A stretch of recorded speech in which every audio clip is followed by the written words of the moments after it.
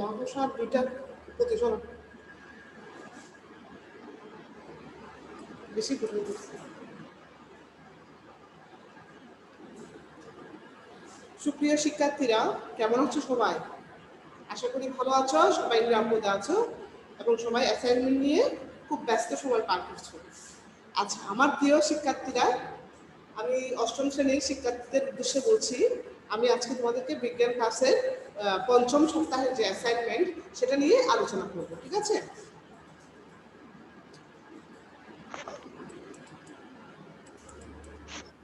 Ma'am আসসালামু আলাইকুম। ভালো আছো? তো আজকে আমরা আলোচনা, জি ম্যাম, আপনি ভালো? হ্যাঁ, পঞ্চম সপ্তাহের যে অ্যাসাইনমেন্টটা দেওয়া হয়েছে সেটা নিয়ে আলোচনা করব। তো একটু মনোযোগ সহকারে তোমরা শুনবে, কারণ আমি দেখলাম যে আমাদের এখন চলতেছে থার্ড অ্যাসাইনমেন্ট বিজ্ঞানের। আমরা তৃতীয় নম্বর অ্যাসাইনমেন্টে চলে আসছি। আমরা প্রথম এবং দ্বিতীয় অ্যাসাইনমেন্ট সুন্দরভাবে সম্পন্ন করেছি। আমার সবার লেখা ভালো লেগেছে, দুই একজন ছাড়া সবার লেখা ভালো লেগেছে। তো যারা অ্যাসাইনমেন্টের মধ্যে চিত্র ইউজ করো, চিত্র ব্যবহার করো, তাদেরকে আমি একটু ভালো নাম্বার দেই, কারণ বিজ্ঞানের মধ্যে চিত্র দিয়ে কিন্তু অর্ধেক বোঝানো হয়ে যায়, অর্ধেকটা চিত্রের মাধ্যমে আমরা বুঝে যাই। চিত্রটা দেখলে আমরা জিনিসটা আমাদের কি হয়ে যায়, ক্লিয়ার হয়ে যায়।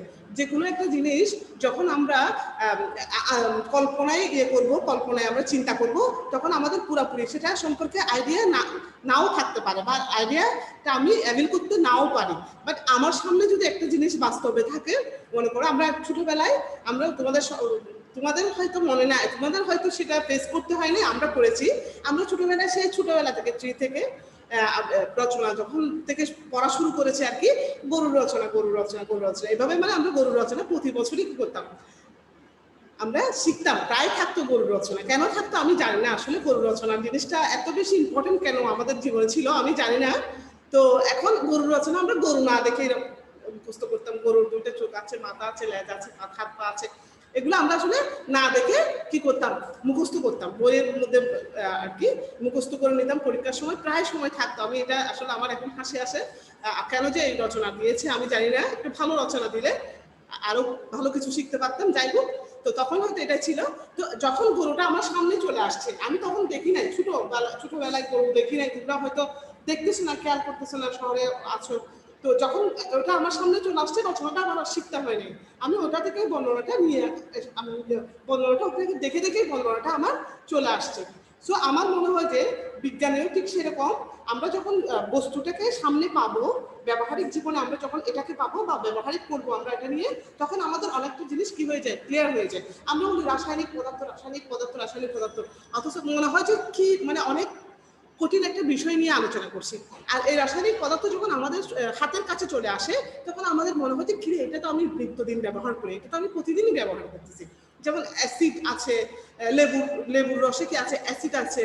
লেবুর রসটা যদি বেশি পরিমাণে তুমি খেয়ে ফেলো, অতিরিক্ত টক হয়ে যায়, তোমার জিহ্বাতে ঘা হয়ে যাবে।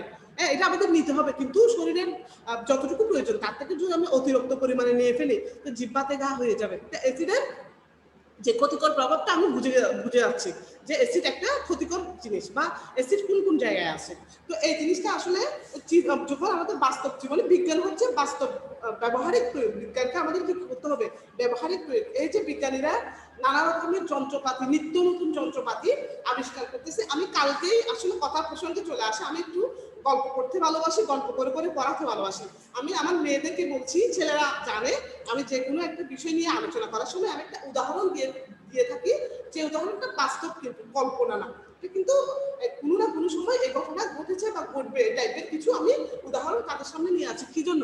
বিষয়টাকে সহজ এবং প্রাণবন্ত করে তোলার জন্য। তো আমি মেয়েদেরকে বলবো, মেয়েরা আমাকে নতুন যারা ক্লাস 8 আছে তারা আমাকে পাই নাই, 6 থেকে পাই নাই। সো আমার ক্লাস হয়তো তারা দেখে নাই, এখন অনলাইনের বদলতে, আমাদের যে এই ক্লাসগুলোর বদলতে তোমরা সবাই পাচ্ছ আমাদের ক্লাস। তো আমার ছেলেদেরকে বলার অপেক্ষা রাখে না, তারা জানে আমি কিছু উদাহরণ কি করি, দেওয়ার চেষ্টা করি। তো আমি কালকে দেখলাম ফেসবুকে, হয়তো অনেকে আগে দেখেছে, আমি কালকেই দেখলাম, আমার ছেলেকেও আমি ডেকে দেখাচ্ছি, একটা গাড়ি দেখলাম 10 তলা। ভবিষ্যতে মানে এরকম গাড়ি উদ্ভাবনের কাজ চলতেছে, 10 তলা গাড়ি। কিন্তু একটা গাড়ি আমাদের বাসের মতোই, বাস আমাদের 2 তলা বাস কতগুলো দেখা যায় না, এখন আমরা 2 তলা বাস রাস্তায় দেখি, এরকম 10 তলা বাস, উপরেও মানুষ আছে। তো আবার আরেকটা দেখলাম ইন্টারেস্টিং বিষয়, আরেকটা দেখলাম প্লেনের মতো, প্লেনের বাস বাট প্লেনের মতো, কোনো কোনো জায়গায় সে উড়ে একদম প্লেনের মতো আকাশে উঠতেছে সেরকম না, কিন্তু কোনো কোনো জায়গায় সে উড়ে বিল্ডিং, একটা বিল্ডিংকে দেখতেছি টপকে অন্যদিকে চলে গেছে। তো এই ধরনের যন্ত্রপাতি, এই ধরনের প্রযুক্তি যখন আমাদের হাতের নাগালে চলে আসবে, আমাদের যখন আমরা ব্যবহার শুরু করব, মেট্রো রেল তোমরা শুনে থাকবে, মেট্রো রেল মাটির তলায়, মাটির তলায় রেলের রাস্তা এবং এত স্পিড এগুলা, তারপরে আমাদের দেশে হয়তো না, ইন্ডিয়াতে আছে, বিভিন্ন দুবাই, আবুধাবি, তারপরে বিভিন্ন উন্নত যে দেশগুলো আছে ওগুলাতে মেট্রো রেল ইউজ হচ্ছে, এগুলো সেকেন্ডের মধ্যে অনেক দূরত্বে চলে যায়। এবং আরো ইন্টারেস্টিং বিষয় হচ্ছে এগুলা তো কোনো ড্রাইভার নেই, এগুলা তো কোনো ক্যাপ্টেন নেই, এগুলা চালানোর জন্য কোনো আলাদা মানুষের দরকার হয় না, নিজে নিজে চলতেছে। চিন্তা করো, তাই না, নিজে নিজে চলতেছে, স্টপেজে থামছে, স্টপেজে মানুষ লোকজন নিচ্ছে, লোকজন আবার উঠতেছে, আবার এদেরকে বিভিন্ন স্টপেজে পৌঁছাই দিচ্ছে। সো এটা কিন্তু বিজ্ঞানের অবদান, এগুলা কি বিজ্ঞানের অবদান। বিজ্ঞানের অবদানের কথা আমরা আসলে বলে শেষ করতে পারবো না, আমার মনে হয় না পুরো মাস আমি ক্লাস নিব বিজ্ঞানের অবদানের কথা আমরা বলে শেষ করতে পারবো।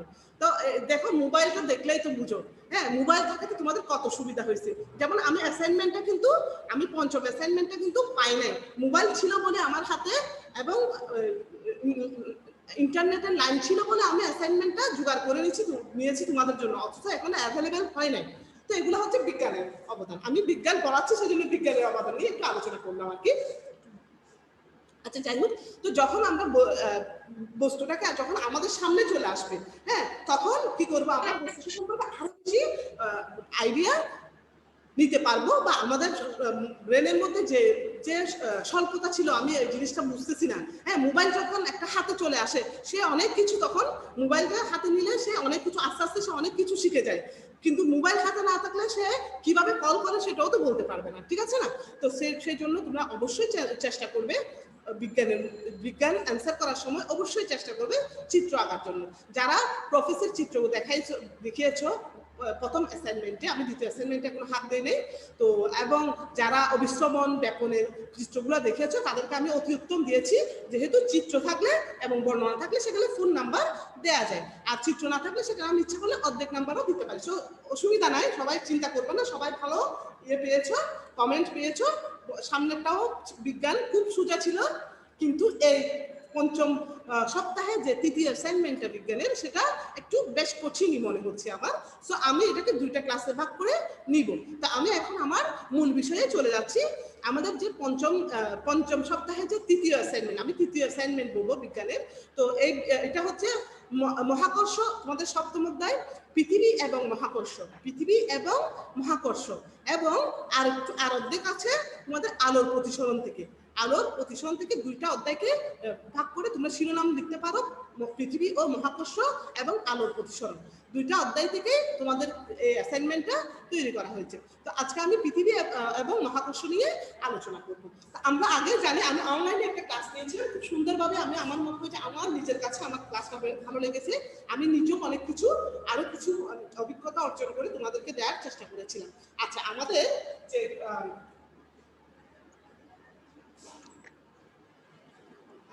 আজকে যে টপিক সেটা হচ্ছে পৃথিবী ও মহাকর্ষ। প্রথমে আমরা মহাকর্ষ এবং অভিকর্ষ কি জানবো, এগুলো আমরা আগে থেকে জানি, আমি একটু মনে করাই দিচ্ছি। মহাকর্ষ হচ্ছে মহাবিশ্বের সৌরজগৎ তোমরা ছিল, মহাবিশ্ব বলতে গেলে পৃথিবী যে ৮-৯টা যে গ্রহ আছে, এটা এই গ্রহগুলো কিন্তু পৃথিবীর ভিতরে না, হ্যাঁ মহাবিশ্বের ভিতরে। মহাবিশ্বের যে কোনো দুটি বস্তু কণা, মহাবিশ্বের যে কোনো দুটি বস্তু কণা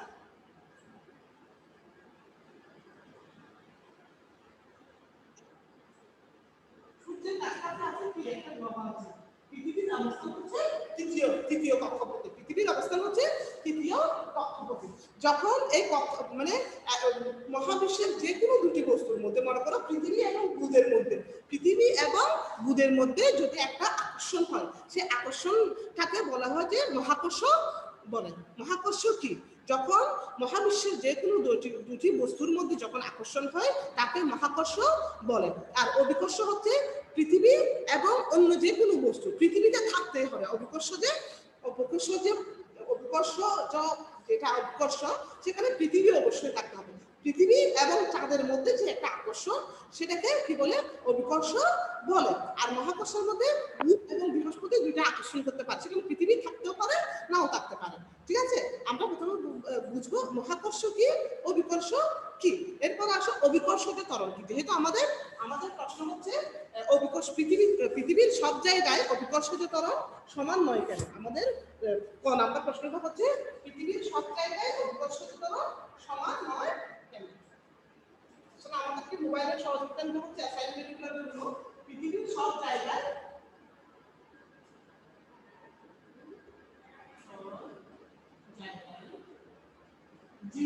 অভিকর্ষজ ত্বরণ বলছে, আমি এটা বুঝাবো অভিকর্ষজ ত্বরণ সমান নয়। এখন আমরা একটু ব্যাখ্যা করার চেষ্টা করছি। দেখো অভিকর্ষজ ত্বরণ কাকে বলে আমরা দেখে নেব। অভিকর্ষজ ত্বরণ কাকে বলে আমরা একটু দেখে নিই, তারপরে আমরা কেন সমান নয় সেটা নিয়ে আলোচনা করব। অভিকর্ষজ ত্বরণ হচ্ছে অভিকর্ষ বলের প্রভাবে এই যে দুটো বস্তুর মধ্যে পৃথিবী এবং অন্য যে কোনো একটা বস্তুর মধ্যে যে আকর্ষণ বল, যেমন নিউটন এই অভিকর্ষজ ত্বরণটাকে আবিষ্কার করেছিলেন। নিউটন যখন একটি গাছ তলে বসেছিলেন, উনি বিষয় নিয়ে ধ্যানমগ্ন ছিলেন, চিন্তা, যেহেতু উনি অনেক বিশাল মাপের একজন বিজ্ঞানী ছিলেন, তিনি সারাক্ষণই তার ব্রেনটাকে কাজে লাগাতো, বিভিন্ন বিষয় নিয়ে চিন্তা করতো। তো উনি যখন একটা আপেল গাছের তলায় বসেছিলেন, তখন একটা আপেল গাছ থেকে পড়েছিল, ঠিক করে তিনি সেটাকে হঠাৎ করে ওনার চিন্তাটা ওদিকে চলে গেল, কারণ আপেলটা তো উপরেও চলে যেতে পারতো, মাটি থেকে নষ্ট। এই যে পৃথিবীর যে আকর্ষণ বল, সে জিনিসটা তখন থেকে মানে আমরা জানতে পারলাম যে পৃথিবীর একটা কি থাকে, আকর্ষণ বল থাকে, সে যে কোনো জিনিসকে কি করে তার দিকে আকর্ষণ করে। অভিকর্ষজ বলের প্রভাবে ভূপৃষ্ঠে মুক্তভাবে পড়ন্ত কোনো বাধা ছাড়া মুক্তভাবে পড়ন্ত কোনো বস্তুর বেগ বৃদ্ধির হারকে অভিকর্ষজ ত্বরণ বলে। অভিকর্ষজ ত্বরণের মান পৃথিবীর কেন্দ্র হতে বস্তুর দূরত্বের উপর ভিত্তি করে। বস্তুর দূরত্ব যত বাড়তে থাকবে, বস্তুর দূরত্ব যত পৃথিবী থেকে যখন বস্তুর দূরত্ব বাড়তে থাকবে, তখন অভিকর্ষজ ত্বরণের মান কমবে, খেয়াল রাখো। আর পৃথিবীর কেন্দ্র থেকে যখন বস্তুর দূরত্ব কম থাকবে, তখন অভিকর্ষজ বলের মান বাড়বে। আচ্ছা, তো এখন দেখো অভিকর্ষজ ত্বরণের মান পৃথিবীর কেন্দ্র হতে বস্তুর দূরত্বের উপর নির্ভর করে। এটিকে জি দ্বারা প্রকাশ করা হয়, যেহেতু অভিকর্ষজ ত্বরণ এক প্রকারের ত্বরণ, এই যে একটা ব্যাগ, পুরো একটা জিনিস, তুমি হয়তো স্কুলে আসতেছো বা আমি স্কুলে আসতেছি, আমি আজকে স্কুলে আসতেছি, হ্যাঁ, তো আমার 10টা বাজে ক্লাস আছে, আমি বের হয়েছি 9:45 বের হয়েছি, আমার কিন্তু লাগবে মিনিমাম 25 মিনিট, আমাকে 15 মিনিটের মধ্যে আসতে হবে। তা আমার গতিটা কি করতে হবে, আমাকে গতিটা বাড়াতে হবে, আমাকে খুব দ্রুত হেঁটে এই জায়গাটা আসতে হবে, যেহেতু আমি টাইম কম নিয়ে বের হয়েছি বা আমি কোনো কারণে টাইমটা বেশি হাতে নিয়ে বের হতে পারে না, তা আমার ব্যাগটাকে কি করতে হবে, বাড়াতে হবে। আমি যদি আস্তে আস্তে কথা বলতে আসি, দেখা যাবে যে আমার ক্লাসে 15 মিনিট লেট হয়ে গেছে। আচ্ছা, এদিকে যেহেতু অভিকর্ষজ ত্বরণ একটা ত্বরণ, এই যে ব্যাগ বৃদ্ধির হারকে ত্বরণ বলে। হ্যাঁ, এক প্রকারের ত্বরণ, সেহেতু ত্বরণের একক হচ্ছে ব্যাগ। মানে কি আমরা ব্যাগ মানে বুঝি, হয়তো প্রকাশ করতে পারছি না। একটা জিনিসের বস্তু, মনে করো আমি এখান থেকে দুইজন বাচ্চাকে আমি বললাম যে দূরে গিয়ে বলটা নিয়ে আসো, মাঠের একদম ওই পারে বলটা আছে, কার ব্যাগ কত বেশি আমি দেখি, দুইজন কম্পিটিশন বলটা কে আগে আনতে পারে। তো দুইজন বাচ্চা দৌড় দিল বলটা আনার জন্য, তাদের ব্যাগ সমান নাও হতে পারে, কারো বেশি কারো কম হতে পারে। যে যার ব্যাগ বেশি সে দ্রুত গিয়ে বলটাকে আমার কাছে নিয়ে আসবে, তাকে আমি ফার্স্ট ঘোষণা করলাম, তাকে আমি উইনার ঘোষণা করলাম, তার ব্যাগ বেশি, এটাকে ব্যাগ বলে। তার যে দ্রুততা, তার যে গতিটা, সেটাকে ব্যাগ বলে। যেহেতু অভিকর্ষজ ত্বরণ এক প্রকারের ত্বরণ, সেহেতু এর একক হচ্ছে, তো তার ব্যাগটা যখন আমরা বের করব, তখন আমরা তাকে বলবো যে মিটার পার সেকেন্ড স্কয়ার, তাকে বলবো যে তার ব্যাগ ছিল 1.5 মিটার পার সেকেন্ড স্কয়ার, আর দ্বিতীয় জনের ব্যাগ ছিল 3.10 মিটার পার সেকেন্ড স্কয়ার। এটাকে আমরা মিটার পার সেকেন্ড স্কয়ার দিয়ে কি করব, বুঝাবো। যেমন মনে করো তুমি বাজারে গেছো, 1 কেজি আলু আনবে, 1 লিটার তেল নিয়ে আসবে। তো তুমি যদি বলো 1 লিটার আলু দেন, 1 কেজি তেল দেন, তাহলে জিনিসটা কি ভুল হবে না? তেলের বেলায় তো কেজিটা চলে, বাট এখন কিন্তু লিটার দিয়ে পানির যে তরল যে পদার্থগুলো এগুলোকে লিটার হিসাবে ব্যবহার করা হয়।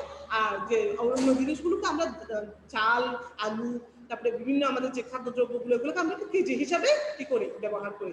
এই যে কেজি বললে আমি কি বুঝাচ্ছি, লিটার বলতে আমি কি বুঝাচ্ছি, এগুলো হচ্ছে সূচক। মানে আমি পানি জাতীয় পদার্থকে কিভাবে বুঝাবো, আবার যে কেজিতে কিনা যায় এই জিনিসগুলোকে আমি কিভাবে বুঝাবো, গ্রামে বুঝাবো না কিলোগ্রামে বুঝাবো না কেজিতে বুঝাবো, সেগুলো হচ্ছে একক। আচ্ছা, এখন আসো অভিকর্ষজ ত্বরণের প্রভাবে কেন পৃথিবীর বিভিন্ন জায়গায় একটা বস্তুকে যদি পৃথিবীর বিভিন্ন জায়গায় নিয়ে যায়, যেমন চাঁদের দেশে যদি নিয়ে যায় একটা বস্তুকে, মনে করো 50 কেজি ওজনের একটা বস্তু চাঁদের দেশে নিয়ে যাওয়া হলো, চাঁদের এটা 50 কেজি ওজনের একটা বস্তু চাঁদের দেশে নিয়ে যাওয়া হলো। চাঁদের দেশে গেলে কিন্তু তার ওজনের পরিবর্তন হবে, ভরের পরিবর্তন হবে না, ওজনের পরিবর্তন হবে। এখন আসলে আমরা ভর কি সেটা বুঝি, ওজন কি আমরা বুঝি যে আমার ওজন, আমরা তো সবসময় বলি আমার ওজন 60 কেজি, আমার ওজন 65 কেজি, অথবা আমার 50 কেজি চালের একটা বস্তা আব্বু নিয়ে আসছে, 50 কেজি চালের একটা বস্তা। তো এরকম আমরা বলি না, এটাকে আমরা বুঝি ভর বলি না, আমরা বলি ওজন বলি। আসলে কিন্তু কথাটা কিন্তু বিজ্ঞানের ভাষায় কিন্তু একটু ভুল আছে। আমরা ভরকে ওজন বলি, কিন্তু ওজন আর ভর এক জিনিস নয়। ভর হচ্ছে ধ্রুব জিনিস, ভর সব 50 কেজি ওজনের যে চালের বস্তা, সেটা যেখানে নিয়ে যাও তুমি 50 কেজি থাকবে, কিন্তু ওজন পরিবর্তন হবে না। তাকে যদি তুমি চাঁদের দেশে নিয়ে যাও তাহলে তার ওজন পরিবর্তন হবে, কারণ পৃথিবীর কেন্দ্র থেকে চাঁদের দেশের দূরত্ব হচ্ছে বেশি, সেজন্য তার অভিকর্ষজীকরণ কমে যাবে। পৃথিবীতে যে কোনো জিনিসের ভর যদি থাকে, মনে করো 6 কেজি, সাপোজ 6 কেজি হচ্ছে পৃথিবীতে একটা জিনিসের ওজন 6 কেজি, তুমি 6 কেজি ওজনের একটা প্যাকেট নিলে, যে কোনো প্যাকেট, এটাকে যদি চাঁদের দেশে নিয়ে যাওয়া হয় এটার ওজন হবে 1 কেজি, 6 ভাগের 1 ভাগ, অর্থাৎ পৃথিবী থেকে 6 ভাগের 1 ভাগ হবে চাঁদের দেশে। এটা মনে থাকবে, এটা যদি মনে রাখো তাহলে সবকিছু ক্লিয়ার হয়ে যাবে। চাঁদের দেশে অভিকর্ষজ ত্বরণ কম, এটা যেহেতু পৃথিবীর কেন্দ্র থেকে, পৃথিবী থেকে এটাকে অনেক দূরে নিয়ে যাওয়া হচ্ছে, তাহলে এটা কেন্দ্র থেকে অনেক দূরে যাচ্ছে, কেন্দ্র থেকে যত দূরে যাবে তত ওজন কমতে থাকবে। আমি একটা চিত্র দিয়ে দেখে, এই চিত্রটা তোমরা বইয়ে পাবে না, একটু খেয়াল করো, আমি আগেও বুঝিয়েছিলাম তোমাদেরকে। বিজ্ঞানীরা ধারণা করেছেন যে পৃথিবী পুরোপুরি গোলাকার নয়, পৃথিবী পুরোপুরি গোলাকার নয়, গোলাকার হলে পৃথিবীর কেন্দ্র থেকে চতুর্দিকের ব্যাসার্ধ সমান থাকবে। অনেক গবেষণার পরে ধারণা করা হয়েছে পৃথিবী কিছুটা চ্যাপ্টা কমলা লেবুর মতো। আমরা পৃথিবীকে কি জানি, কমলা লেবুর মতো। কমলা লেবু দেখবে খুব পুরাটা গোলাকার না, একটু পরের দিকে একটু চাপা। তো এখন কেন্দ্র দেখো, এখানে পৃথিবীর কেন্দ্র, এটা হচ্ছে পৃথিবীর কেন্দ্র, কেন্দ্রটাকে আমি এদিকে একটু টান দিব, এদিকে একটা টান দিব, তাহলে একটু দূরত্বটা বেশি। মনে করে এখান থেকে এখানে দূরত্ব 500, মনে করো সাপোজ, হ্যাঁ, আর এখান থেকে এখানে দূরত্ব 200, এখান থেকে এখানে দূরত্ব 500, এদিকে এখানে এদিকে দূরত্ব, এটা হচ্ছে বিষুবীয় অঞ্চল আর এটা হচ্ছে মেরু অঞ্চল। এটাকে পৃথিবীর কেন্দ্র থেকে এই যে দূরত্ব, এটাকে বিষুবীয় অঞ্চল বলে, বিষুবীয় অঞ্চল, আর এটা হচ্ছে মেরু অঞ্চল, মেরু অঞ্চল। তো এই দূরত্বটা বেশি হলে তার কি হবে, তার অভিকর্ষজীকরণ কম হবে, আর দূরত্ব কম হলে কেন্দ্র থেকে অভিকর্ষজীকরণ বেশি হবে। যেহেতু ভূপৃষ্ঠ পৃথিবীর কেন্দ্রের মধ্যে, সেজন্য সবচেয়ে বেশি অভিকর্ষজীকরণ হচ্ছে ভূপৃষ্ঠে। তোমরা খেয়াল করবে সবসময় আসে, আমাদের অবশ্যই নাইনে অবশ্যই দরকার হবে, যারা সায়েন্স, যারা আর্টস কমার্স, তাদের সবারই দরকার হবে বিজ্ঞান। তো এই চ্যাপ্টারগুলো আবারও বিশদভাবে ডিটেলস আলোচনা করা হবে সেখানে। তো পৃথিবীর ভূপৃষ্ঠে অভিকর্ষজীকরণ হচ্ছে পৃথিবীর ভূপৃষ্ঠে, পৃথিবীতে আমি একটু নির্দিষ্ট দেখো, হচ্ছে 9.8 মিটার পার সেকেন্ড স্কয়ার। তারপরে চাঁদের হচ্ছে 1.63, চাঁদে কম, চাঁদে একদম কম। তারপর বিষুবীয় অঞ্চলে জি এর মান, বিষুবীয় অঞ্চল হচ্ছে 9.78, একটু কম, হালকা কম। তারপরে মেরু অঞ্চলে একটু বিষুবীয় অঞ্চলের দূরত্ব কিন্তু কম, সেটা একটু বেশি, 9.83 এবং ক্রান্তীয় অঞ্চলে আরেকটা আছে, ক্রান্তীয় অঞ্চলে হচ্ছে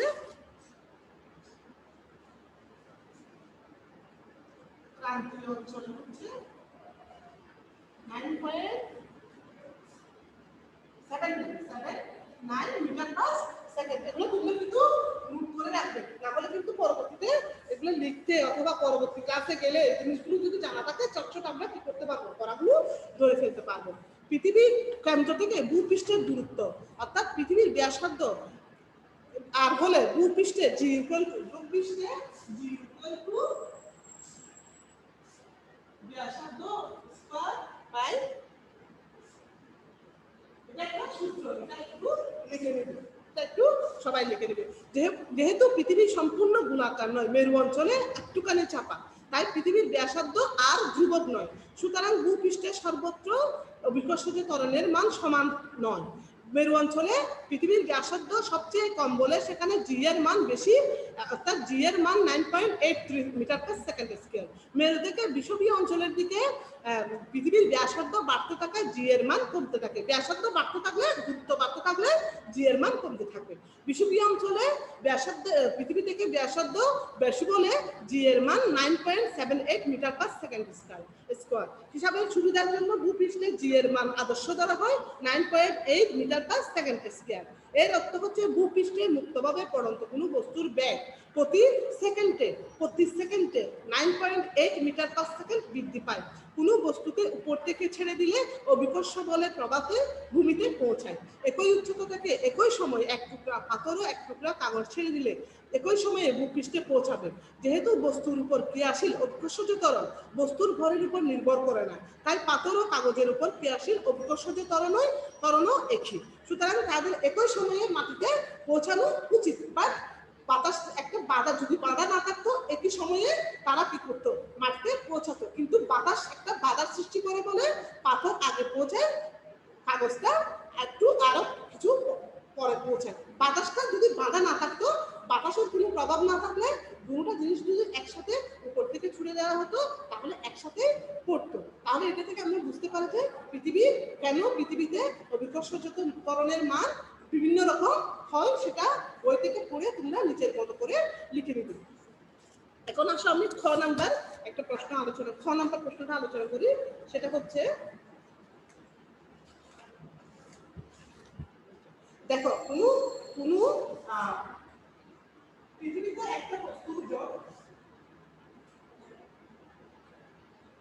পৃথিবীতে কোনো বস্তুর জড় 50 কেজি বলে আমি তোমাকে বলেছি বল এবং ওজনের মধ্যে পার্থক্য আছে। আমরা বলি যে ওজন, আমার ওজন 60 কেজি, আসলে কথাটা কিন্তু আমার ভর হচ্ছে 60 কেজি। ওজন বিভিন্ন জায়গায় বিভিন্ন রকমের হবে।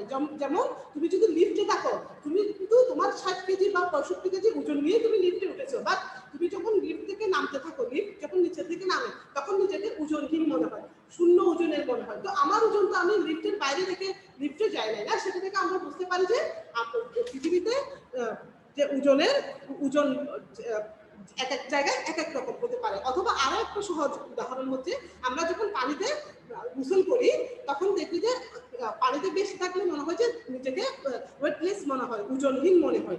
কিন্তু আমার সেই ওজন তো আমার শরীরে আছে, ওজন বলবো না, ভরটা তো আমার শরীরে আছে, বাট আমার ওজনটাকে আমার হঠাৎ করে মনে হচ্ছে একদম আমি একদম 1 কেজি ওজনের হয়ে গেছি, বা আমার ছোট একজন 10 কেজি ওজনের একজন, 10 কেজি ওজনের একজন, মনে করো আমার ভাই বোন হতে পারে, তোমাকে আলগাতে পারবে, তোমাকে উপরে উপরে তুলে নিতে পারবে, তোমার ওজনটা তার কাছে ওজনহীন মনে হবে। তাহলে আমরা বুঝতে পারছি যে ওজন এক এক জায়গায় এক এক রকম হয়। তো কোনো জায়গায় যখন পৃথিবীতে যখন ওজন 50 কেজি হয়, চাঁদে নিয়ে গেলে তার ওজন কত হবে? চাঁদে নিয়ে গেলে তার ওজন কত হবে? পৃথিবীতে চাঁদ হচ্ছে 1 অভিকর্ষজ ত্বরণ 60, আর পৃথিবীতে ওজন হচ্ছে অভিকর্ষজ ত্বরণ হচ্ছে 9.8 মিটার পার সেকেন্ড। এখন দেখো চাঁদে সে 6 কেজি ওজনের যে পৃথিবীতে যে 6 কেজি যার ওজন, একটা জিনিসের ওজন যদি 6 কেজি হয়, চাঁদে গেলে সে 6 ভাগের 1 ভাগ হয়ে যাবে। যত হয়ে যাবে 6 ভাগের 1 ভাগ হয়ে যাবে। 6 ভাগের 1 ভাগ হচ্ছে 1.63 মিটার পার সেকেন্ড। আমরা যদি কোনো বস্তুকে যদি পৃথিবীতে এটা ওজন বের করবো আর চাঁদের দেশে এটা ওজন বের করবো, পৃথিবীতে হচ্ছে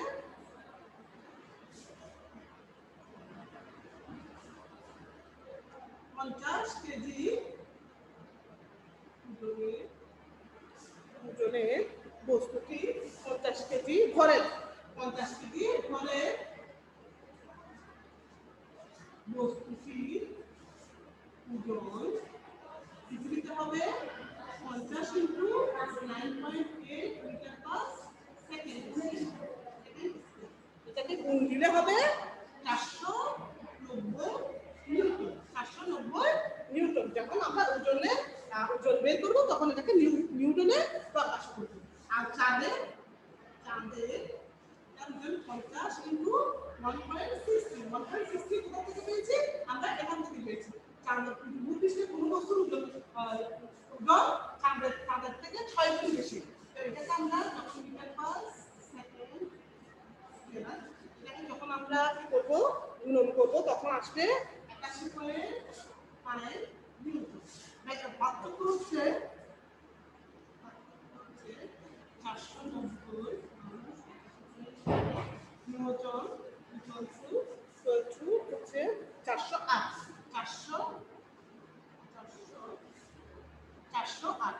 408.5 নিউটন। তাহলে পৃথিবীতে হবে এত পার্থক্য থাকবে, পৃথিবীতে এত বেশি থাকবে। পৃথিবীতে হবে 490 আর আমাদের দেশে হবে 81.5। তাহলে আমরা বুঝে গেছি যে চাঁদের কোনো বস্তুকে যদি পৃথিবী থেকে 50 কেজি ওজনের একটা বস্তুকে যদি পৃথিবী থেকে চাঁদের দেশে নিয়ে যাওয়া হয় তার ওজনের পরিবর্তন কেন হয় এবং কত হয়। তো তার ওজনের পরিবর্তন কত হবে? দেখো 408.5 নিউটন কম হবে, চাঁদের দেশে কম হবে, পৃথিবীতে এটা বেশি হবে। তো কেন হবে? এটা হচ্ছে যে ভূপৃষ্ঠ থেকে যখন দূরত্ব বাড়তে থাকে, ভূপৃষ্ঠতে সে 50 কেজি ওজন ছিল, বরের জিনিসটা ছিল। এখন যখন তাকে যখন দূরত্বে নিয়ে যাওয়া হবে আস্তে আস্তে তাকে যখন দূরত্বে নিয়ে যাওয়া হবে অভিকর্ষজ মান কমবে, অভিকর্ষজ ত্বরণের মান কমে যাবে। অভিকর্ষজ ত্বরণের মান কমে গেলে তখন আস্তে আস্তে ওজনটাও কমতে থাকবে। সেজন্য চাঁদের দেশে সেটা ওজন হয়েছে 81 নিউটন আর ভূপৃষ্ঠে সেটা ওজন হয়েছে 490 নিউটন। আচ্ছা, আশা করি তোমরা খ দুটো জিনিস বুঝে গেছো। বিজ্ঞান আমার মনে হয় যে এই তৃতীয় অ্যাসাইনমেন্টে একটু কঠিন হয়েছে আমার মতে, তোমাদের অবশ্যই কঠিন লাগবে একটু। তোমরা একটু বুঝে শুনে অ্যান্সার করার চেষ্টা করবে যাতে আমি ভালো কমেন্টে দিতে পারি তোমাদেরকে। আর একটু ধীরে সুস্থে করো, এখনো টাইম আছে, তোমাদের এখন অ্যাসাইনমেন্ট হাতে পাও নাই, রবিবারে পাবে, আজকে শনিবার আছে, তোমরা মোবাইলের মাধ্যমে বের করে নাও অথবা আমি যে দুটা প্রশ্ন বলেছিলাম সেই দুটা প্রশ্ন তোমরা বইয়ের মধ্যে সেই দুটা প্রশ্ন রেডি করো। আমি আর অর্ধেক যে আলো প্রতিসরণ থেকে যে প্রশ্ন সেটা আমি দ্বিতীয় ক্লাসে আলোচনা করবো। তো আজকে সেই পর্যন্ত সবাই অনেক অনেক ভালো থাকো, সুস্থ থাকো, সুন্দর করে অ্যাসাইনমেন্ট গুলো যত্ন করে করো। কারণ এখানকার কমেন্ট থেকে তোমার গ্রুপ নির্বাচন, বিশেষ করে গ্রুপ নির্বাচন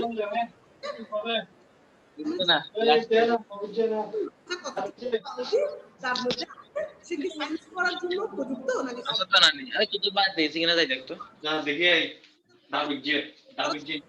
তো আজকে আগামী ক্লাসে আমন্ত্রণ জানিয়ে আজকে আমাদের ক্লাস এখানেই শেষ করলাম। সবাইকে অনেক সাথে থাকার জন্য সবাই ভালো থাকো, আল্লাহ হাফেজ। দেখি না কি আছে দেখার। বাবা রে গরম হয়ে গেছে এত।